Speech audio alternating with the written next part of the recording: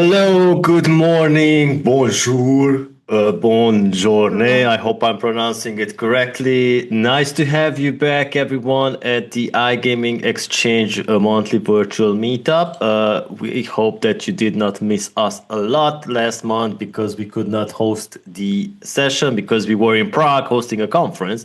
But today we have such a great session coming up, and it's a pleasure to have Claire Pinson-Bessonnet joining us and talk about the French market because this market is often ignored, but it's very important, and those who know it's important are actually already active in the market. But yeah, we will tell you all about it later. Claire, nice to have you here.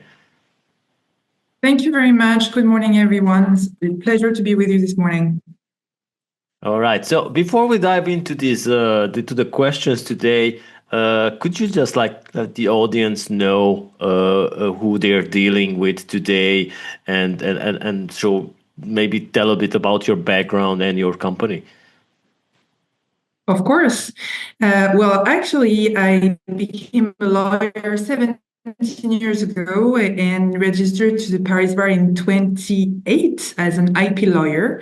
And after 4 years of private practice, I was entrusted with leading international and European affairs for ARGEL, which was the French online gambling regulator. It became ING in 2020.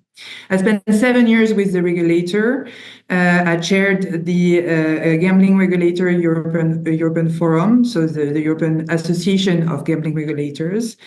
I also installed and chaired the CEN, which is the European Standardization Committee working group dedicated to the development of standards, voluntary technical standards on online gambling. Then I went on a mission abroad as Chief Compliance Officer and Money Laundering Reporting Officer for a Spanish online operator with licenses in Malta, in the UK, and in Sweden. In 2021, I came back to Paris and joined the Parisian law firm as head of regulatory affairs. And after more than 3 years with them, I founded my own law firm, which is CPB Avocat, last year in June. And it is focusing actually on public regulatory affairs, which means lobbying mostly in technical regulated fields. And of course, given my background, gambling and gaming are in the scope. All right, thank you so much, and I hope that the audience is already excited about what you're going to be sharing because that's one hell of a background right there. So, I'm really interested about your CPB advocates specializes in gaming and tech law, right? So, could you dive into the regulatory landscape and tell us a bit about that? Sure.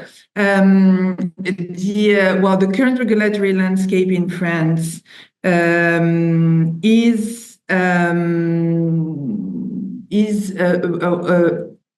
been evolving over the past 5 years, actually. As everybody knows, the market opened up to competition in 2010 for online gambling.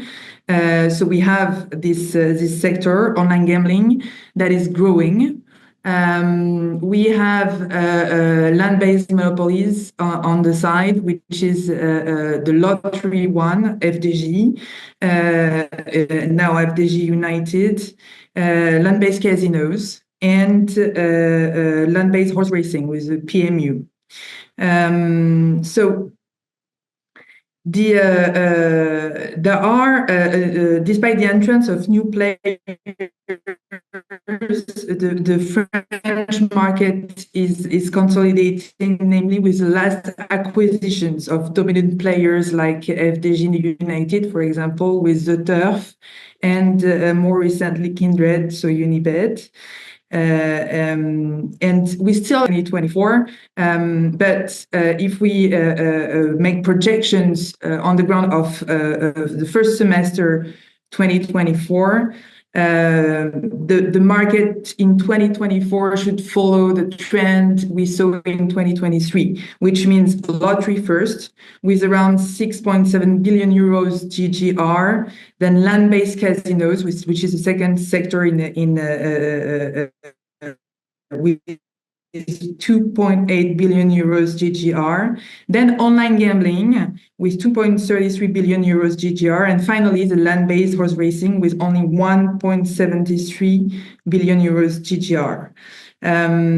So it means that during the first semester 2024, online sports betting alone generated more GGR than land-based horse racing, and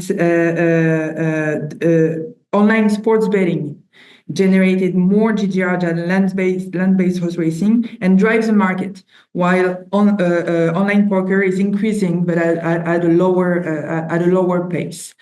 So the French market is dynamic, but the balance of powers between the different segments, different sectors is changing, with a potential impact of on the balanced development of various games, which means on the economic stability of the different sectors.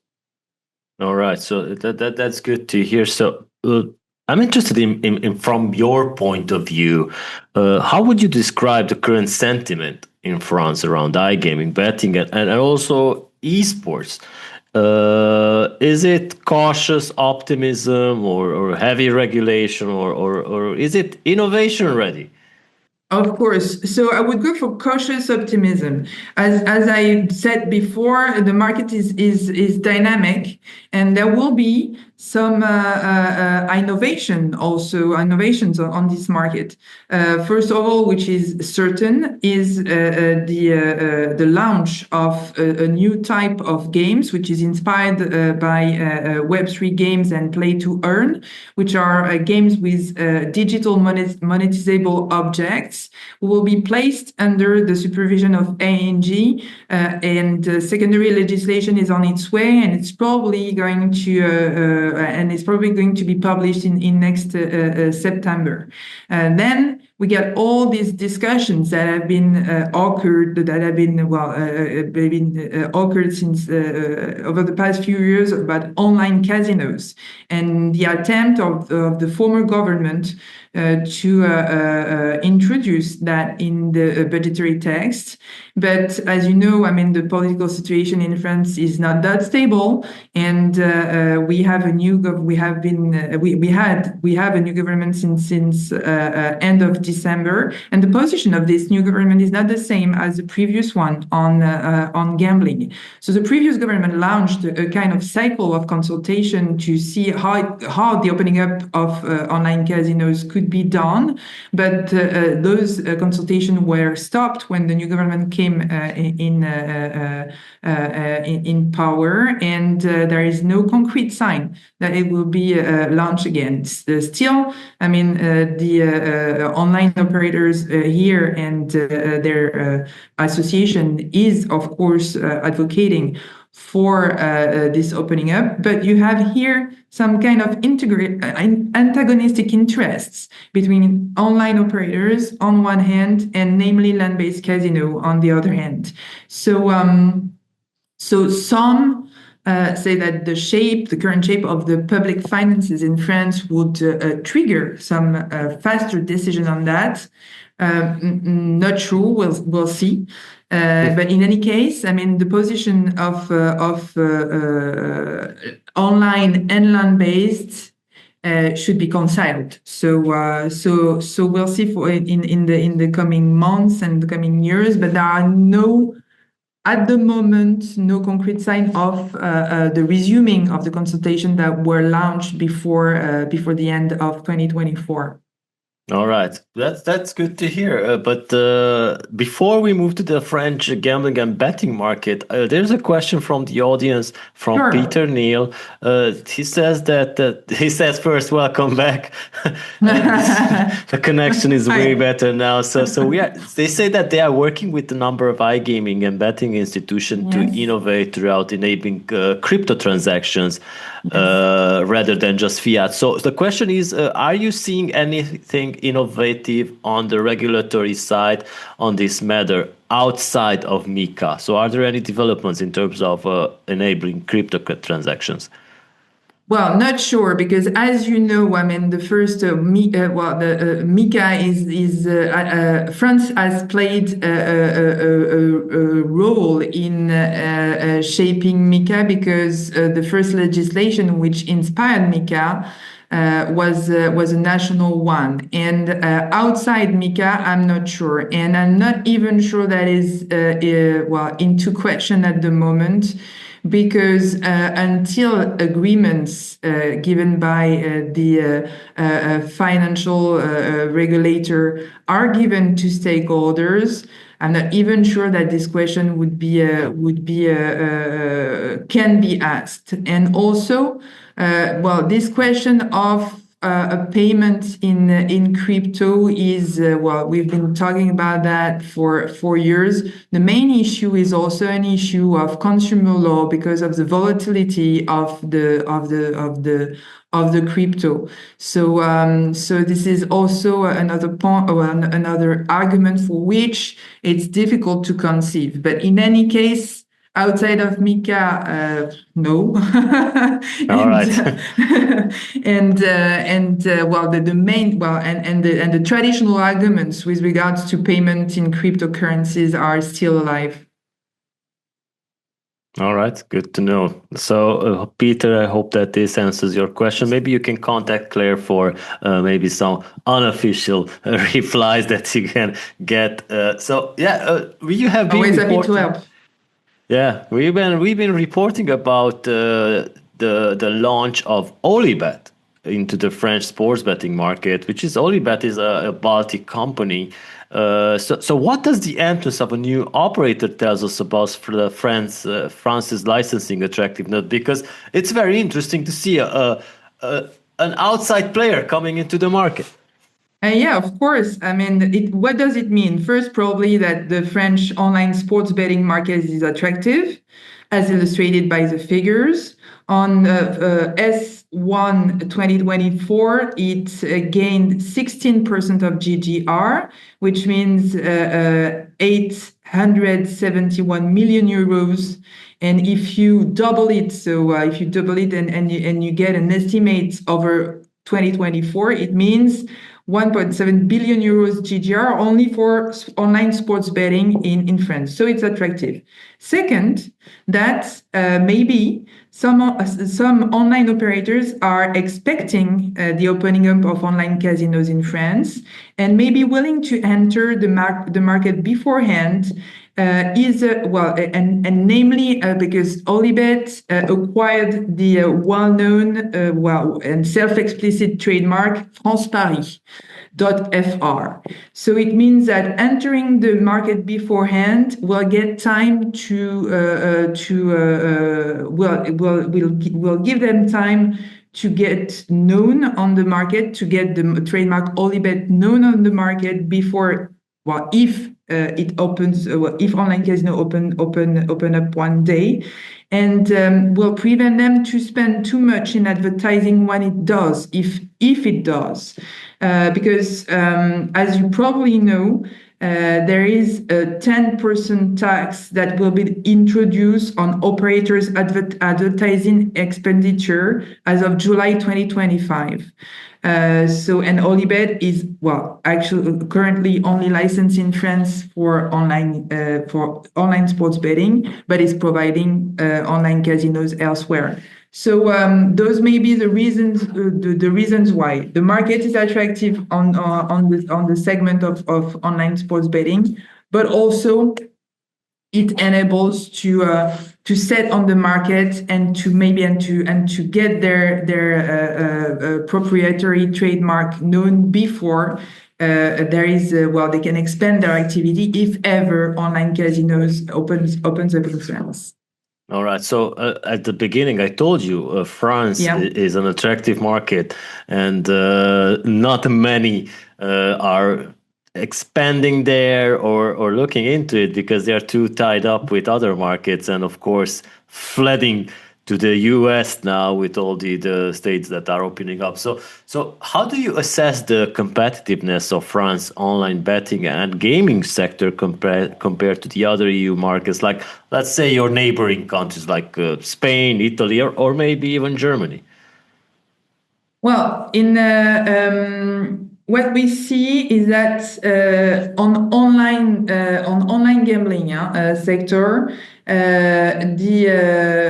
if you double once again, because we're still waiting for the compiled 2024 figures from the regulator, but if you double the numbers or the evolution on the first semester 2024, you see that online gambling operators generated 2.6 billion euros GGR. France is a market with no online casinos, and where the growth is driven by online sports betting, and on which operate a relatively small number of licensed operators compared to Italy, for example. The French market is big for Europe with 60 million inhabitants compared to, for example, Germany with 84. But if you take online sports betting only, for example, the French market generates 1 billion euros GGR more than the German one. So 2.6 billion euros in France versus 1.5 billion in Germany. And the other markets, neighboring markets, big markets, Spain, 50 million inhabitants, Italy, 60 million inhabitants, Germany, 84, as we said. Those markets are mainly driven by online gambling markets are mainly driven by online casinos. In Germany in 2024, the online gambling market generated 3.3 billion euros GGR, with online casinos generating almost 2 times the GGR generated by online sports betting. 2.8 billion for online casinos, 1.5 billion euros for online sports betting. The projected Italian casino gambling GGR in 2024 is even higher, with 3.2 billion euros, growing by 16% compared to 2023. And the Spanish online gambling GGR plus 15% compared to 2023 is driven by online casino and online sports betting. So it means that without one of the main segments of online, the French market is quite competitive, for a market without online casinos. All right, so it makes sense for France to open up for online casinos as well, because it will definitely be one of the top ones in the region. Yeah, well, it is, as the regulator said already, it is quite a political decision. Yeah. Because it makes sense. It means that it would, in any case, create GGR, that's for sure. Then it's a political decision, because as we see in neighboring markets, when online casinos are open, they take the lead. And for example, we saw that in UK as early as at the end of the 2010s, and we saw that it was the first segment on the UK market. So it makes sense, depending from where you are looking at the situation. It would create GGR, but it would drive probably new players within gambling, with the social cost associated to that, and hence the political nature of the decision to find the right balance. All right. So there is another question from LinkedIn coming from Lex Ripas. He's watching us from the Philippines and asking about are there any specific challenges or opportunities unique to French market that international brands should be aware of? So challenge and opportunities unique to the French market. That's it? That is the question? Yes. Yeah.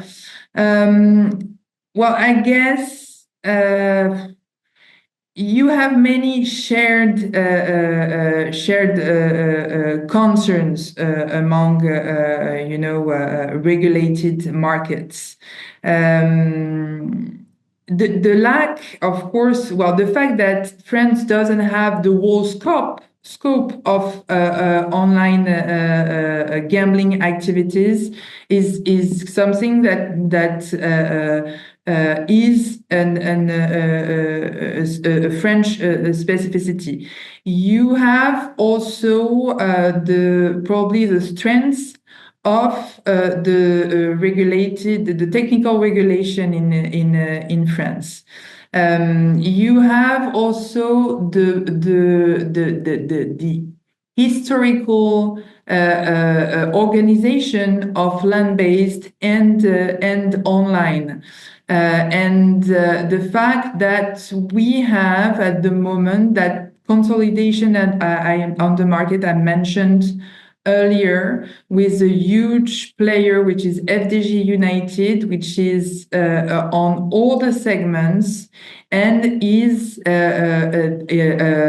holding exclusive rights on lottery, which is the first segment. You have also, well, the fact that the monopolistic land-based operators, historical ones, have this presence on the territories and have missions also, sometimes public service missions linked to the territory. I think about, but maybe we'll talk about it later. I think about land-based casinos, which are tied with municipalities and linked to the development of tourism, linked to the development of culture, and which have in their licenses several missions to reflect that. I think about land-based horse racing as well, which is dedicated finally to rural development. So there are specificities and what we see maybe, which is a new trend also, is that the growth of online gambling in France is now getting the sector ahead of one of the historical land-based sector, which is horse racing, land-based horse racing. All right, so let's also talk about this compliance size before move to the land-based casinos. So the Argel now is ANJ, I think for a couple of years now, has been quite active, and we really like their approach, being so open and transparent with the media and online media of the gaming industry and communicating. So we are also interested about what compliance hurdles are there for newcomers facing when entering the French market? Yeah. So according to the regulator, the current consolidation of the market and the arrival of new players on the market are likely to increase the intensity of competition between operators and to stimulate demand for gambling. So it means that the compliance hurdles for newcomers would be mostly focused on commercial communications and responsible gaming. This is one of the clear focus, and you have also taxation. It's not directly compliance, but it's linked to it. Because there is a move that we can notice in the last budgetary text with the fact that social contribution have been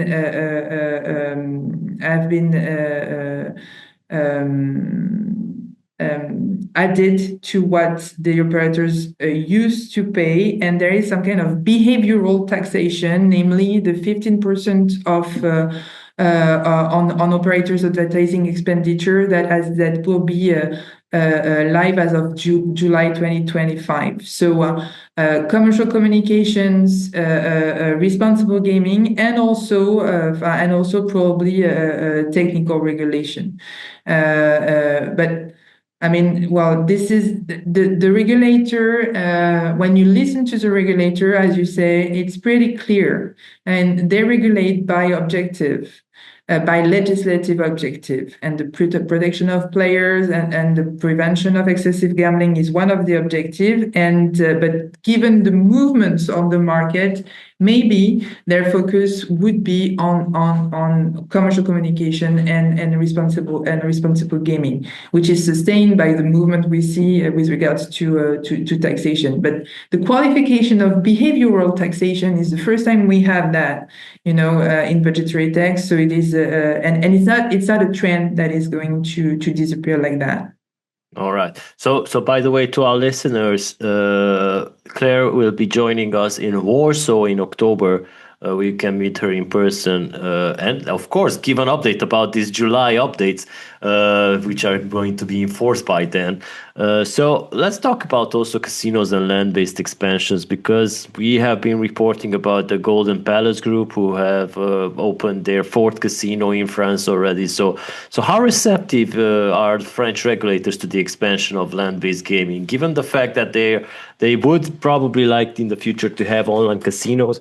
But the land-based activity in France is, I think, one of the most popular ones in Europe.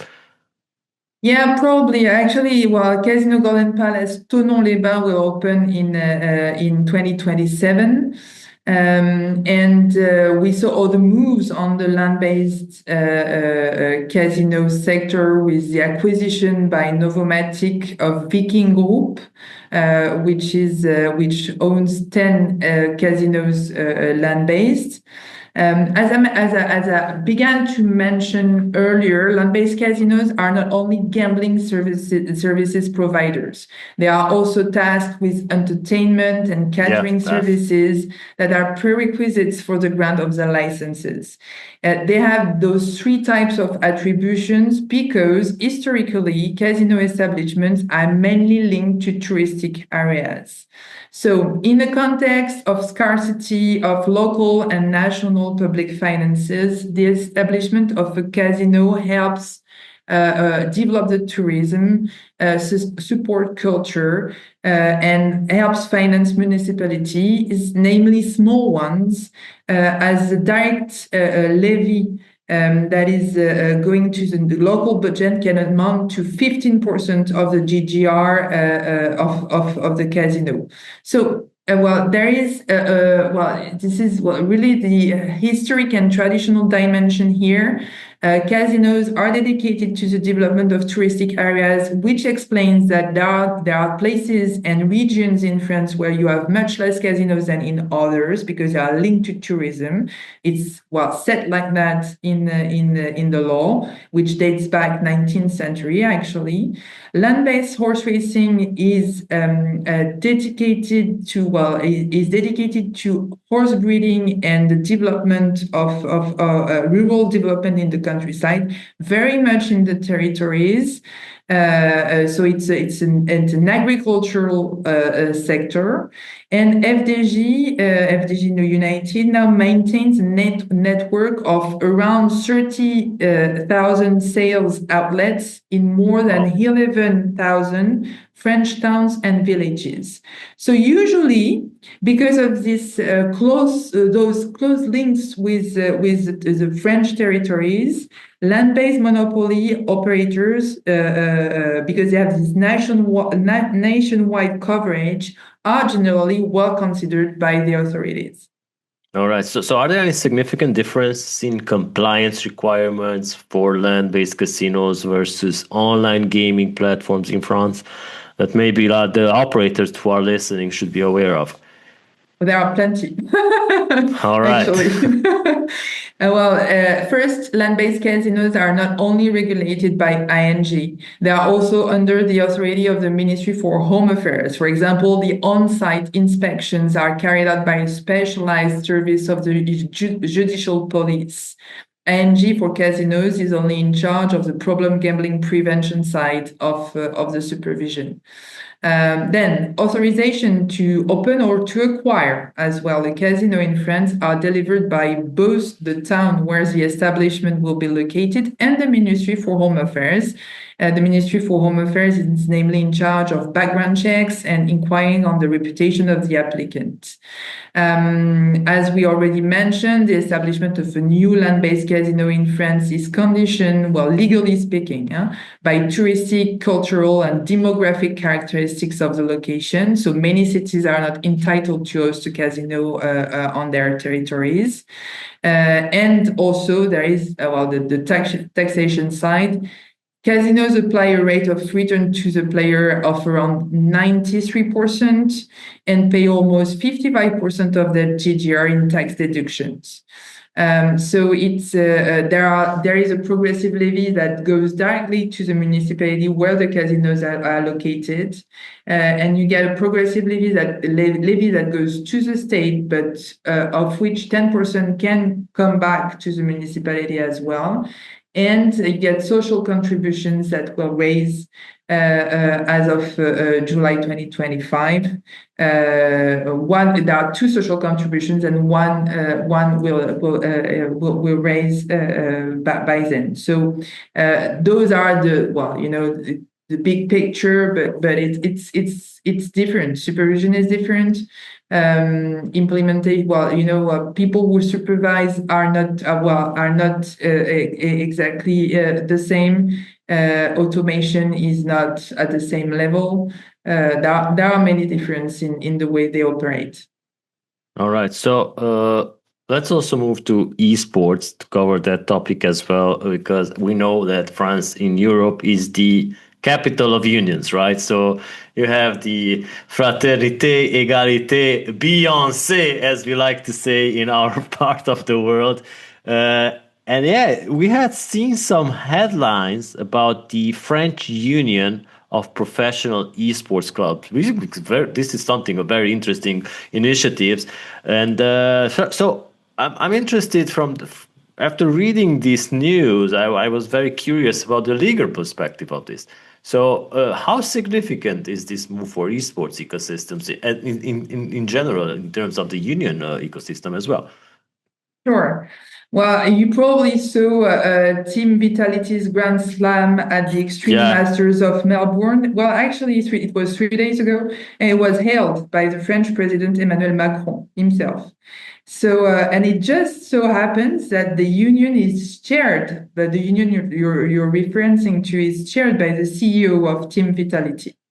Okay. The recent creation of this union marks, I guess, an important point in the structuring of esports in France.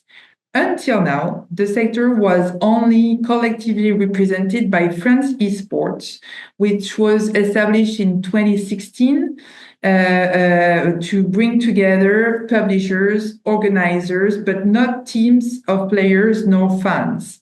And the aim of this new union is to federate and structure an ecosystem and better defend the interests of major French esports clubs and fans, the ones who were not that much represented in French esports, in their dealings with public authorities, but also with tournament organizers and publishers.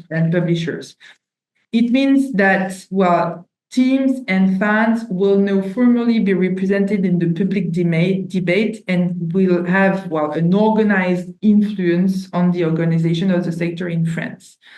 In France, you have 230 professional players. And the French esports industry employs around 1,000 people. French clubs bring together more than 7 million fans aged between 18 and 34. And as you mentioned, it's a key destination for major international events. So, in a nutshell, the creation of this union is balancing the debate on how to structure the ecosystem in France, because now all the stakeholders are represented. All right. So would you say that now esports clubs and tournaments are now closer to being regulated similarly to traditional sports organizations in France? I'm not sure about that because, ecosystems and stakeholders of esports and sports are different. And some are of the view that the structuration of esports cannot be the same as in sports with federation.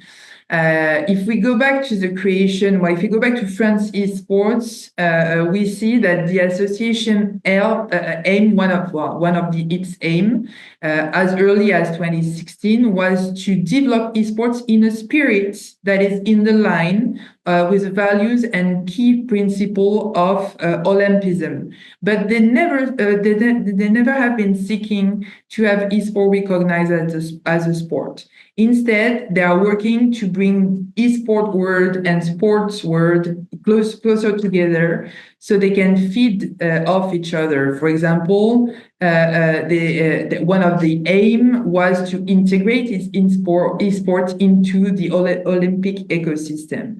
So the Esport Olympic Games announced postponed and announced for 2027 will be, as the IOC said already, clearly distinct from the organization and the financial model of the traditional Olympic Games.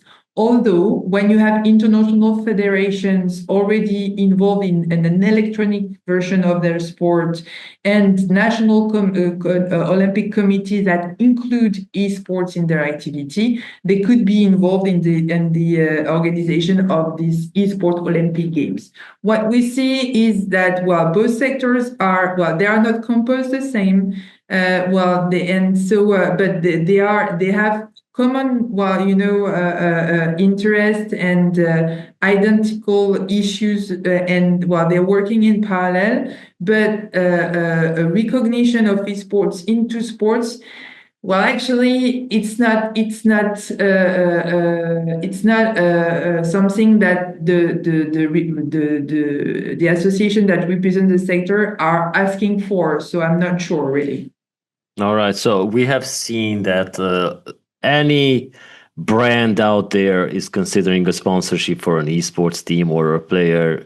Lots of big French brands have been cited as they are sponsoring this team or that team. So I'm interested about the legal risks, or maybe let's say even opportunities. So where do you see the biggest legal risks or opportunities for companies that are investing in esports in France? And let's talk about also player contracts, sponsorship deals, like I mentioned, and even betting on the esports matches, because this is what's the industry like. Sure. Well, in France, video games competitions have been regulated since 2016. The organization is regulated, but the organization of video games competitions does not include the organization of betting on this competition. So this is one question. It has never been reopened since then. It has been set like that, and never been reopened so far. But the creation of this new union, with teams, of players and fans, the key issue will without doubt, one of the key issues will be on the contracts with players. So to support players throughout their careers, how to formalize a professional network, tailor-made arrangement for training while carrying on the studies, creation of dedicated training courses, a proposal for post-career retraining, and also setting up a simplified legal network for facilitating visas during the mercato periods, for example. Also protection of mental health, and with particular attention to the danger of cyberbullying. I guess that yes, the focus will be, of course, it is on the arrangement and the financial arrangements, but it would be, the voice of the players and of the team will be even more heard since the creation of the union, so that the question of contracts of players would be probably at the forefront, and also you have talks with municipalities, in the countries, to get some subventions and things like that. So this structuration, but more with the view of players, of teams, how to facilitate the the organization within a team. How do you employ, or is it employment contract? Is it another type of contract, and things like that. So I guess the attention would be on that, namely.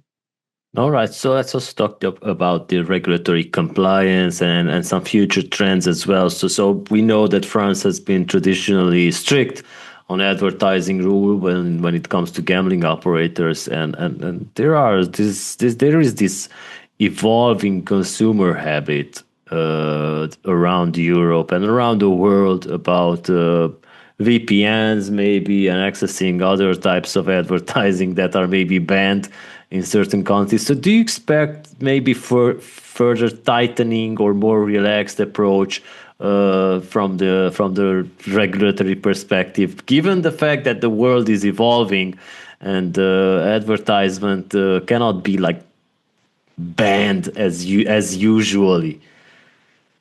Yeah, well, I mean, France has been strict, but has been, there was never a ban on advertising in France compared to other jurisdictions in Europe.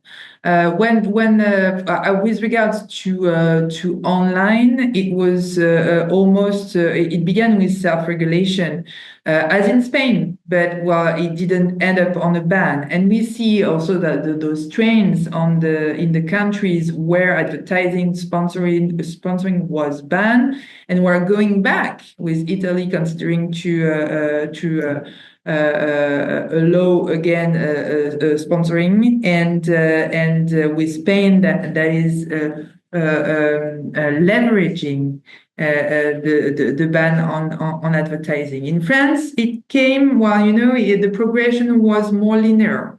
Self-regulation, not enough, so more prescriptive. As I already mentioned, the regulator regulates by objective, and so here there is a focus on commercial communication because the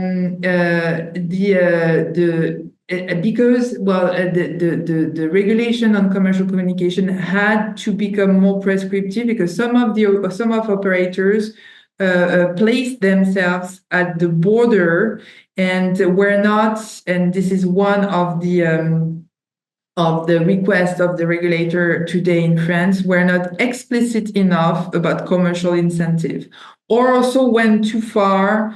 Namely, I think about some advertisement for online sports betting, that were considered by the regulator, but also public decision makers at large, and then also by people and civil society, and so it moved back to the people themselves that were considered too much appealing on vulnerable people. And at that point, there was this shift where the regulation began to be more prescriptive because it was no more only a discussion between operators and the regulator, but it became a political discussion and then a social discussion. And then now and then guidelines were published by the regulator and things like that. I mean, the framework has been specified, so it can be easier for operators to implement it. But the main request of the regulator now is for the operator is be more explicit about commercial incentive, and which is more difficult to get completely, and implement a principle of moderation. So it means that this principle of moderation can be applied in several ways. So it's probably depending on how the operators will endorse this principle of moderation in their commercial communication. We'll see if the regulation will tighten or stay like that. But it's when you say the principle of moderation, you can have many examples on how it can be done. And in support of this focus on commercial communication, you have that behavioral taxation on advertising. So the trend is not really towards a more relaxed approach, I guess. All right. So that's good to hear, and also bad to hear in some cases. So, what about responsible gambling initiatives? Because you touched based on the topic earlier, and I'm interested about how are the regulators pushing this agenda today, and what should the operators be prepared for over the next 1 or 2 years? Because as we know, these initiatives take time. Yeah, sure. I mean, well, and here we saw a change between because, well, of course, they don't have the same scope of action, but there has been a change between Argel and ING. ING first, when it was established in 2020, first adopted a kind of UK style non-prescriptive responsible gambling guidelines. And really, when you see the British guidelines and the French guidelines, well, you can tell yourself that they are on the same page well, they are very similar. But and now, well, there is a kind of shift where the French regulator comes back to more prescriptive, as Argel was. Argel was probably more prescriptive than ING on those topics, to more prescriptive positions and recommendations toward the operators, probably because it's easier for the operators to implement when it's clearer.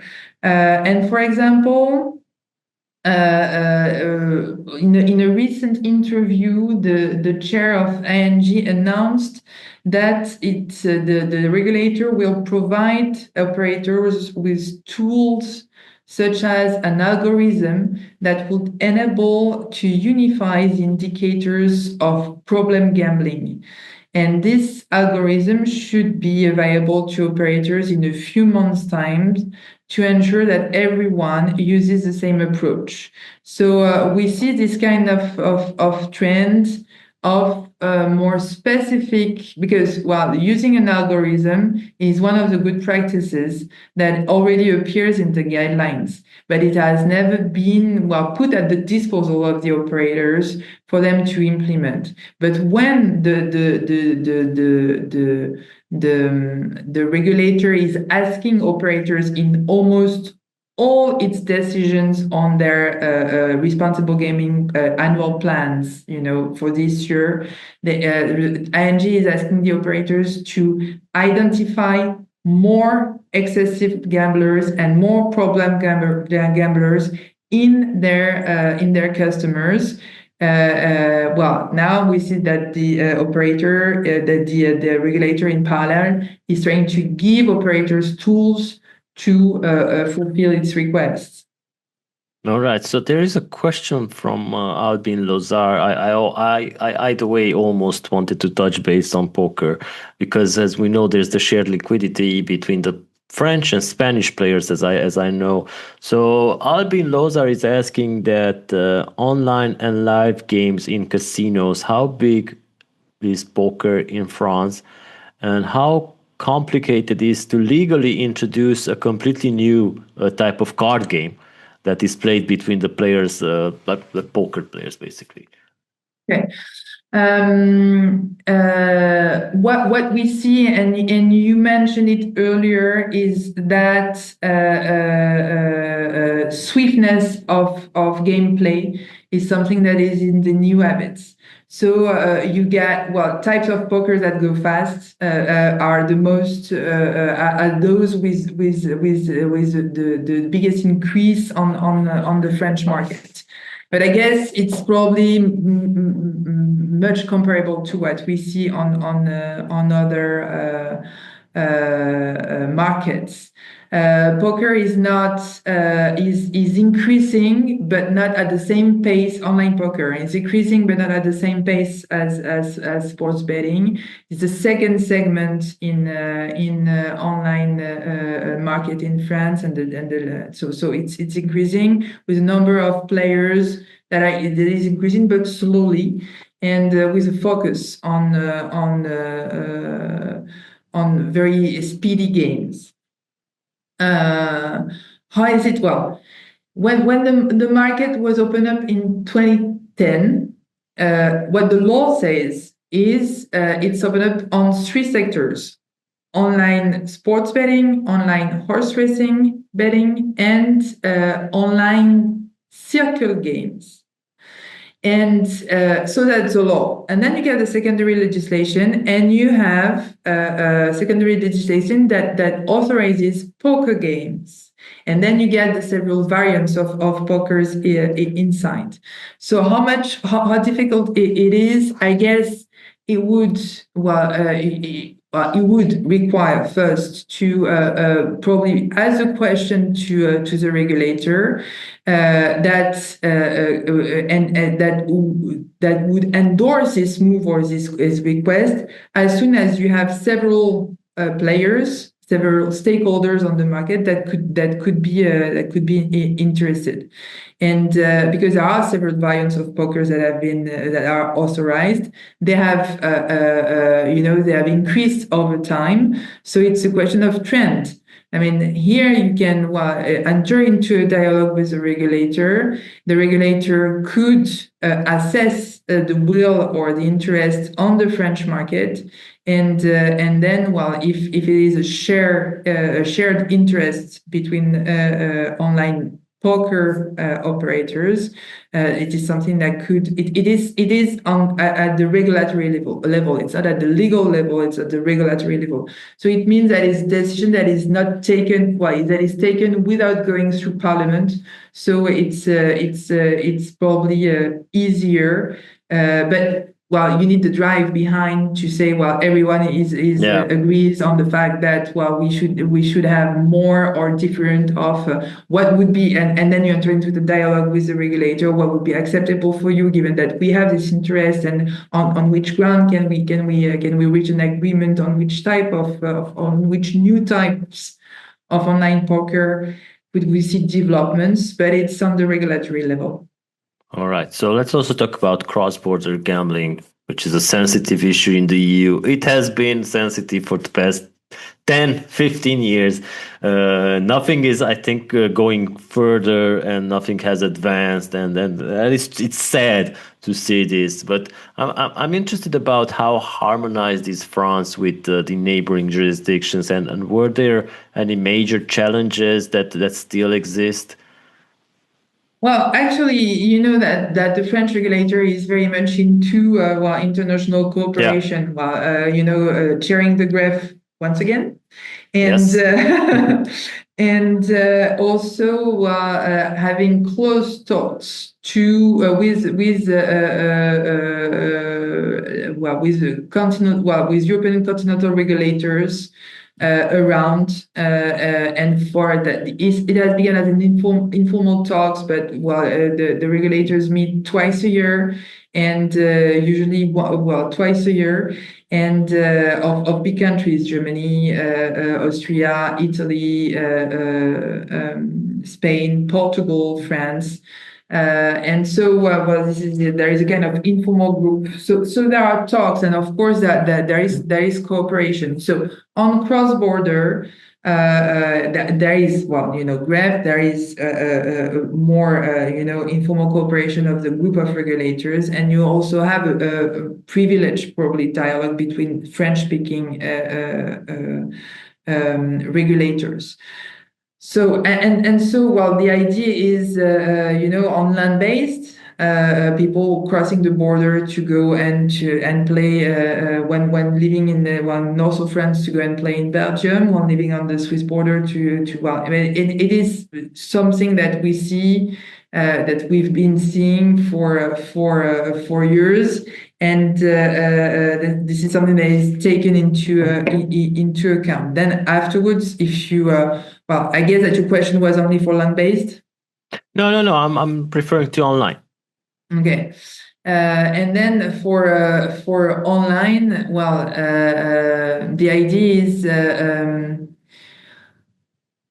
The idea is that, you mentioned the use of VPNs. The most Now, almost all the jurisdictions are regulated in Europe. So the idea is that operators cannot, are supposed to take only people who declare themselves as living in the jurisdiction. And so, and of course, the question is, and it's one of the arguments of the online gambling industry in France for opening up online casinos. The question is on sectors that are not regulated.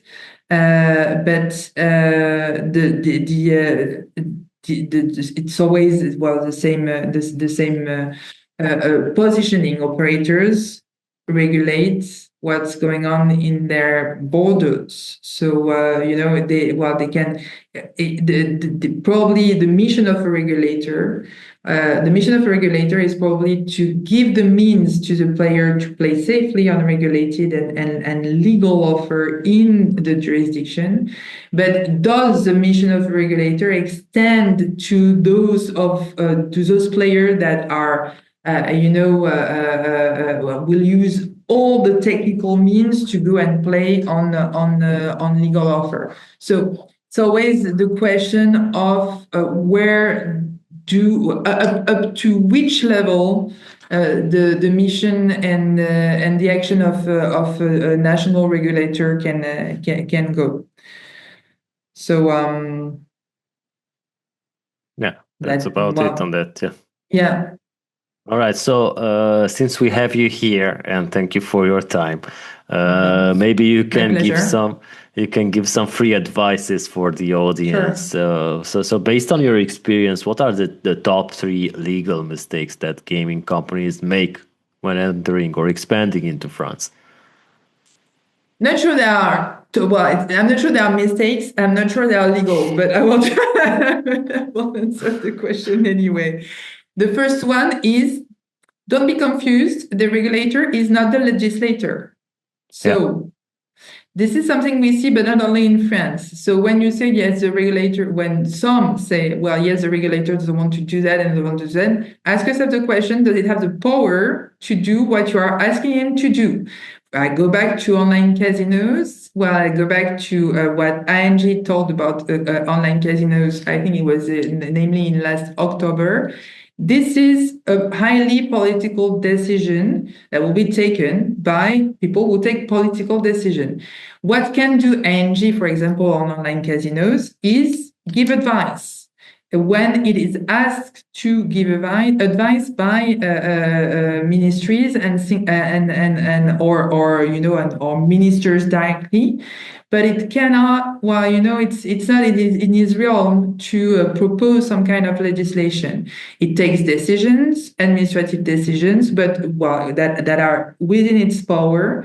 But my point is, don't ask the regulators things that it can't do, and don't blame it for not doing things it can't do, legally speaking. Then it's not really legal, it's more kind of strategic advice. It would be dialogue. Your relationship with the regulator is not limited to compliance issues. Be here, enter into dialogue, namely when you are a newcomer. That will enable to know more people you will report to, for them to know you more, to build trust. So enter into a dialogue, because it is then easier for any issue that can arise, or even, the very interesting question on poker. If you enter into a dialogue, or if you are into a dialogue with the regulator, this is an idea that you can test. You can say, to a director of markets or innovation, you can say, actually, it could be interesting to maybe renew to update the type of poker variants that are authorized and I talked with fellow regulator operators and give international examples, things like that. So dialogue, because this is not one way. Regulation is both ways. A dialogue, and it's a regulator of an economic market, so we need to know what you need. and what works, what doesn't work, because it's not the legislator, but it's still the regulator. So it means it can shape or ease some points using tools like legal tools that are in its power. And then maybe, well, it's more a piece of advice, but it would be, well, listen. So dialogue, but listen what the regulator says. Well, understand what is the state of mind. It regulates by objective. You get, well, several legislative objective to gambling regulation in France.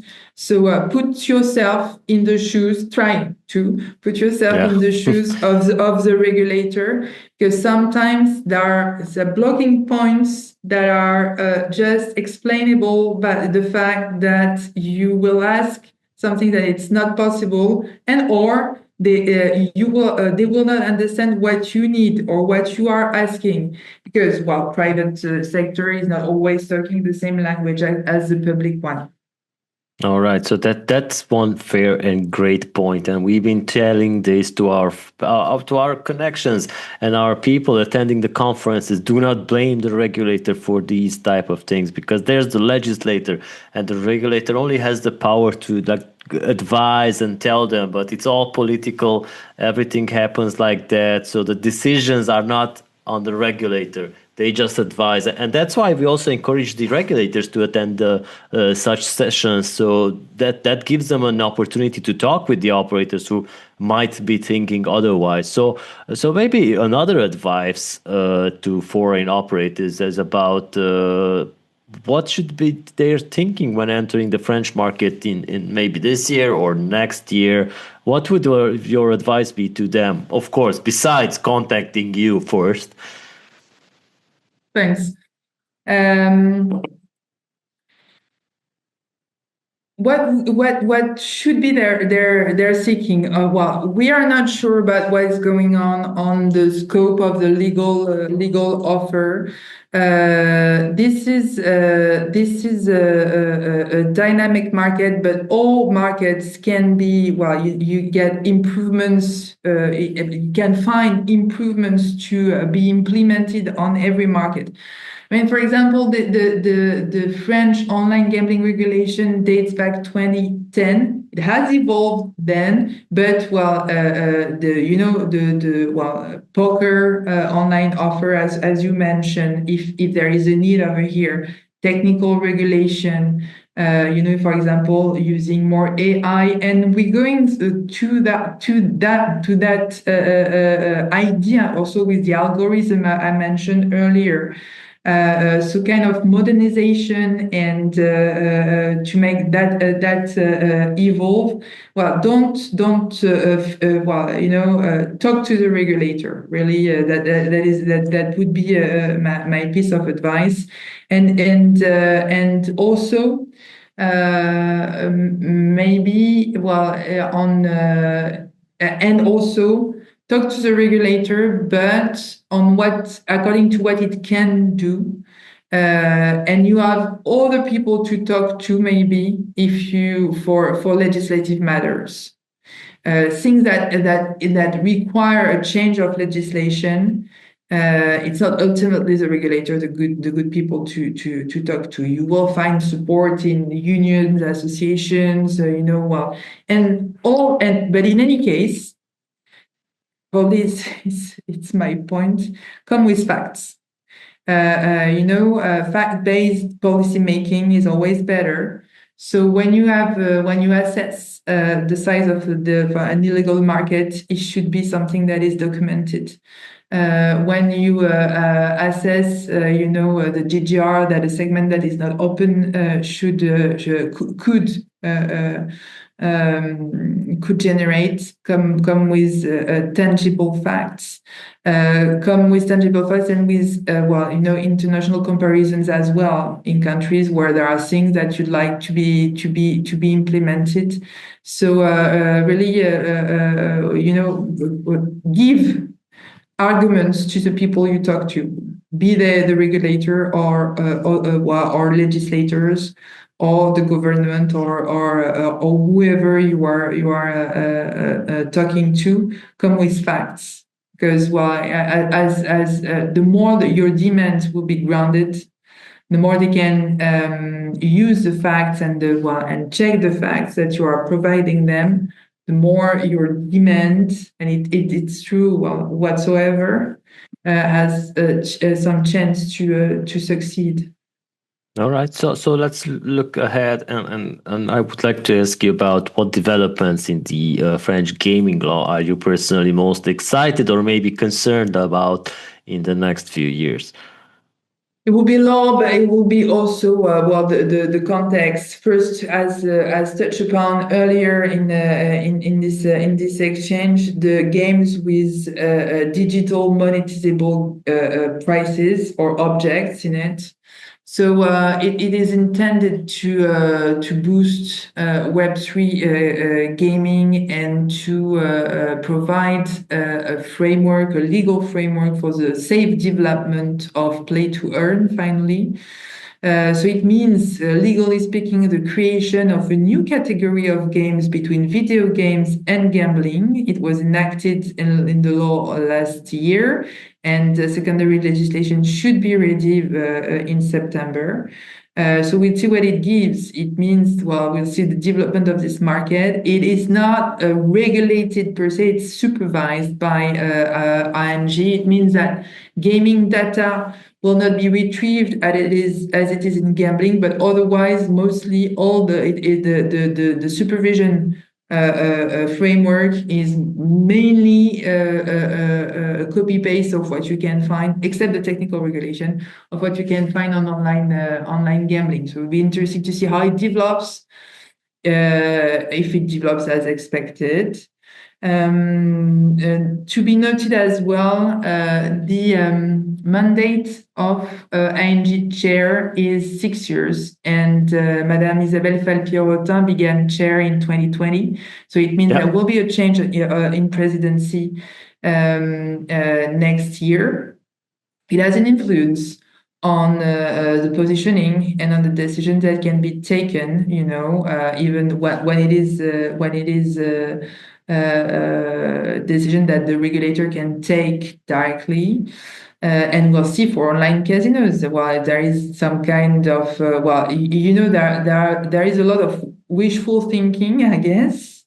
But will it become concrete at one point? It would be very interesting to see the link that we talked about of land-based casinos to with the territories is something that is very powerful. You get a land-based you get some operators like Novomatic acquiring, a group, a land-based to maybe thinking about some kind of a Belgian or Swiss style regulation in France, to be seen. But in any case, I mean, there will be, this balance between purely online, and land-based, purely land-based, and some kind of some ideas about joint venture, if ever the decision is taken to open the sector. So we'll see. And and once again, it much depends on the positioning of governments. And Gouvernement Barnier, of Michel Barnier, was more open probably to gambling issues because of his former position as European Commissioner and things like that. The position of François Bayrou on gambling is really different. So it will depend also on the next political changes in France. All right. So as closing, imagine you're in a room with Miss Isabelle, Emmanuel Macron, and François Bayrou. And they have so they have 1 or 2 minutes to talk to you before they move on to the next advisor. So they are asking you quick answers about the regulation in France. So are you saying, is it too strict, just right, overdue for modernization? one can always modernize. All One right. can always modernize to maintain its namely its technological advance. All right. So of course, Francois Bayrou is asking you because, like you said, he's not that well connected into the industry. So, do we think esports is a sport or a form of entertainment? Well, personally, I will quote Ralph Reichert, who was CEO of Electronic Sports League, at a conference in 2019 in Cannes. He said, in the end, we produce a media product. Yeah. All right, so that makes sense. I hope they understand your reply. And they're also interested about your opinion about land-based or online. So, which sector has more legal work ahead? Both, but on different issues. All right. And it's kind of both, really both, and not at all on the same issues. Yet implementation of the current scope that could be completed for some for some land-based operators. The fact that the identification or prevention of underage gambling land-based, which is not the case in casinos where they ask for ID cards before you enter in casinos. And on online, I think legally you can do things to, for example, enhance supervision or technical regulation that would require maybe legal changes, but could be useful because when it opened to regulation, French technical regulation was really one of the most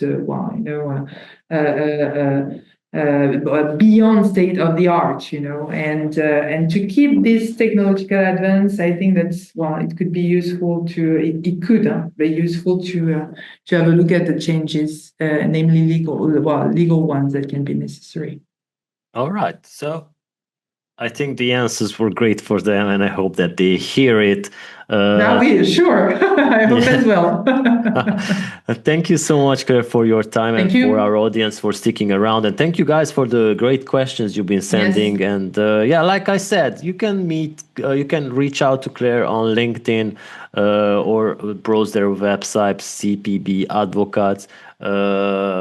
And you can meet her in Warsaw at the end of the year, at the end of October, to have questions for her in person or maybe attend a session about the updates. So again, have an awesome day, everyone, and take good care. We will be back next month. You can watch the recording on the iGaming Knowledge Hub on European Gaming, and of course here on LinkedIn and on YouTube. So take good care, everyone. Bye-bye. Thank you. Bye.